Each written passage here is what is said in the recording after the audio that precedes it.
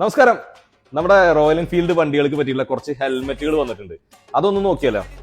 First ഇത് നമ്മുടെ dapper വൈറ്റിന് പറ്റിയുള്ള സെയിം പാറ്റേണിലുള്ള ഒരു ഹെൽമെറ്റ് ആണിത്. പിന്നെ അതുപോലെ തന്നെ നമ്മുടെ ക്ലാസിക്കിലെ ഗൺ ഗ്രേ എന്ന് പറഞ്ഞിട്ടുള്ള കളറാണ്.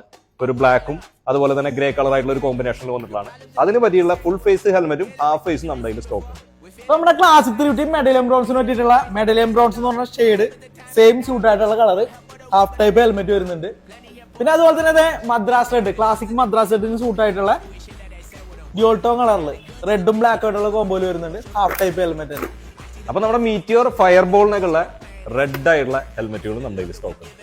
നമ്മുടെ ഫയർബോൾ മാഗിന് സൂട്ട് ആയിട്ടുള്ള മാറ്റ് എഡിഷൻ ഫുൾ ഫേസും വരുന്നുണ്ട്. അതുപോലെ തന്നെ ഗ്ലോസി ആയിട്ടുള്ള ഹാഫ് ടൈപ്പ് ഹെൽമെറ്റും വരുന്നുണ്ട്.